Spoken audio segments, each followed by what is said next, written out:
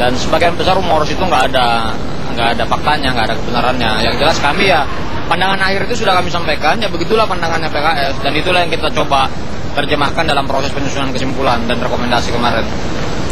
Tidak ada masukan-masukan dari DPP begitu? Tetap ada, kita berdiskusi, bertukar pikiran ya, dan hasil pertukaran pikiran itulah yang mencerminkan kesimpulan yang kami dorong di rekomendasi itu. Nah sekarang saya penasaran Pak, karena kan PKS salah satu yang sebut nama ketika pandangan akhir waktu itu. Nah tapi katanya dikatakan di opsi C ini belum tentu juga sebut nama. Apa benar Pak? Sudah sebut nama. Pasti akan sebut nama di opsi C ini. C itu tadi malam kesimpulannya ada nama. Kesimpulannya ya.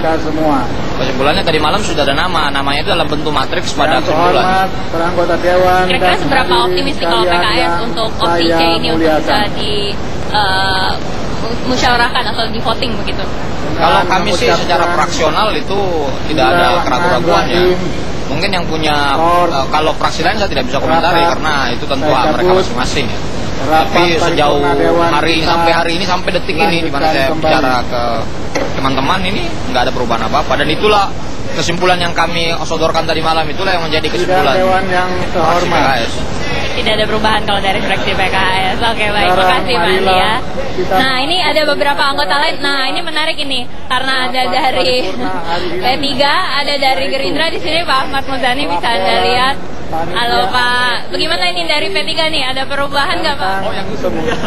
Nggak, saya kira gini, kita mau objektif. Sesungguhnya kalau saya melihat, ini mana? Ini pinjam dulu nih. Ini nih. Berapi-api banget nih Pak Ahmad Yani nih. Ini kita pinjam dulu nih, baik rekomendasi A dan rekomendasi C. Menurut pandangan saya pribadi, secara substansial tidak ada perbedaan.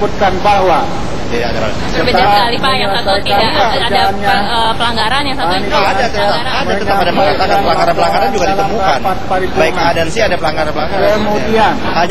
Hanya terminologi penggunaan bahasa. Kalau dalam C itu mengatakan dalam proses, ya kan, proses menunjukkan kebijakan maupun dalam pelaksanaan. Kelompok A mengatakan terdapat problem hukum. Dalam proses PBB terjadi problem hukum. Redaksional berarti. Nah P3 yang mana? P3 sampai kemarin kan masuk dalam kelompok ini, belum tahu kita nanti kan. Terus ini C, belum tahu tapi. Jadi kalau tapi dari DPP mungkin ada instruksi-instruksi. Masih rapat ya dari DPP ya. Berarti P3 masih menunggu. Oke, sebentar sedikit saja kita ke Pak Ahmad Muzani di sini. Ini menarik karena Gerindra saat ini masih menjadi pertanyaan. Pak Muzani, bagaimana pandangan Gerindra yang katanya akan berbalik dan merapat ke Demokrat? Isu yang mengatakan bahwa kita akan berbalik dan akan merapat ke Demokrat, saya kira bukan isu sekarang. Isu tiap hari, dan setiap hari isu itu berkembang. Entah siapa yang mengembangkan bahwa Gerindra akan berbalik. Kalau berbalik, saya kira kita tidak pernah di sana, jadi kita tidak mungkin balik. Gerindra dari awal bukan pada koalisi pemerintahan, bukan pada koalisi yang mengusung SBY Budiono. Kita tetap berada di luar pemerintahan, dan sampai sekarang Gerindra tetap berada di luar pemerintahan. Sekalian dan seluruh rakyat Indonesia. Baik, Mirsa, rupanya di dalam juga saat ini Ketua Pansus Idrus Marham sudah mulai akan membacakan seperti apa laporan akhir dari Pansus. Kita akan langsung saksikan. Sekalian,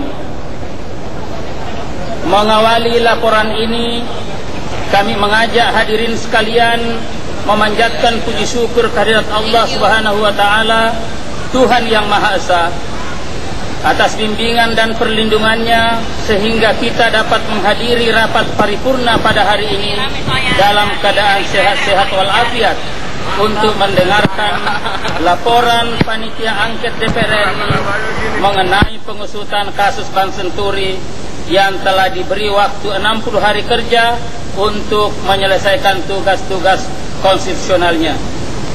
Ketua, para wakil ketua, anggota dewan yang terhormat, dan seluruh rakyat Indonesia yang tercinta.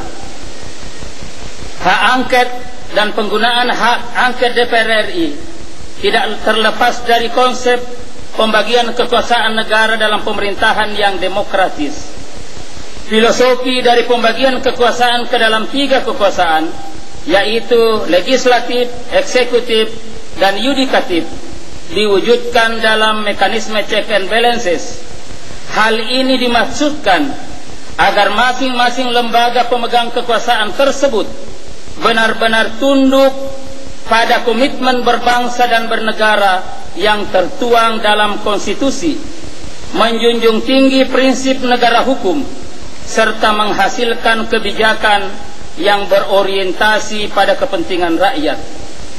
Dengan mekanisme ini, maka tidak ada satu lembaga negara pun yang mendominasi penyelenggaraan negara, apalagi sampai merugikan kepentingan rakyat dalam berbagai bentuk, termasuk tindakan penyalahgunaan wewenang. Ketua, para wakil ketua dan anggota dewan yang berbahagia, sejalan dengan perkembangan kehidupan ketatanegaraan dan politik bangsa kita, maka amandemen Undang-Undang Dasar 1945 mempertegas tugas dan fungsi DPR RI sebagaimana yang tertuang dalam pasal 20A ayat 1 tentang fungsi legislasi, fungsi anggaran, dan fungsi pengawasan, yang selanjutnya dalam pasal 20A ayat 2 menyatakan bahwa dalam melaksanakan fungsinya, selain hak yang diatur dalam pasal-pasal lain Undang-Undang Dasar 1945, DPR mempunyai hak interpelasi, hak angket, dan hak menyatakan pendapat. Dalam perspektif fungsi pengawasan itu, kiranya perlu ditegaskan bahwa penggunaan hak angket sama sekali tidak untuk mendiskreditkan atau mentargetkan individu orang per orang. Penggunaan hak angket tidak dapat pula dipersoalkan dari perspektif sistem pemerintahan presidensial dan atau parlementer, karena dalam berbagai dinamikanya, hak angket sangat lazim digunakan dalam pemerintahan yang demokratis, baik dalam sistem presidensial maupun parlementer. Oleh karena itu, kami mengajak semua komponen bangsa untuk memaknai penggunaan hak angket ini sebagai momentum bagi terwujudnya pemerintahan yang bersih, momentum untuk menata kehidupan bermasyarakat, berbangsa dan bernegara dengan lebih baik dalam rangka recovery permasalahan bangsa di berbagai bidang. Penggunaan hak angket seyogyanya menjadi wujud komitmen bersama untuk membawa Indonesia bangkit sebagai bangsa yang kuat, demokratis, dan bermartabat, termasuk menjadi langkah bersama untuk memperbaiki indeks pemberantasan korupsi di mata dunia. Dalam perspektif ini, maka pengusutan kasus Bank Senturi merupakan suatu momen penting bagi DPR serta lembaga negara terkait seperti BPK, PPATK, Polri, KPK, Mahkamah Agung untuk melaksanakan tugas dan tanggung jawab yang diamanatkan dalam konstitusi, dan juga sebaliknya menjadi kesempatan pula bagi rakyat untuk menilai kinerja dan lembaga-lembaga negara tersebut. Ketua, para wakil ketua dan anggota dewan yang terhormat serta seluruh rakyat Indonesia yang tercinta, penggunaan hak angket dalam pengusutan kasus Bank Senturi tidak hanya didasarkan pada pemikiran yuridis normatif atau legal formal yang menjamin keberadaan hak angket DPR RI, tetapi secara sosiologis didasarkan pada fakta empiris bahwa pengelolaan Bank Senturi telah melahirkan banyak korban nasabah, menimbulkan penderitaan bagi masyarakat, bahkan terdapat dugaan kuat adanya pelanggaran hukum dan penyalahgunaan wewenang yang terindikasi adanya tindak pidana korupsi, tindak pidana perbankan, tindak pidana pencucian uang yang dapat menimbulkan kerugian keuangan negara. Melalui penyelidikan panitia angket DPR RI, diharapkan kasus penanganan Bank Senturi menjadi terang benderang dan mendapatkan jawaban yang sejelas-jelasnya dengan pola pikir bahwa apabila terjadi pelanggaran, maka ada pelaku yang harus bertanggung jawab atas setiap pelanggaran tersebut. Ketua, para wakil ketua, dan anggota dewan yang terhormat,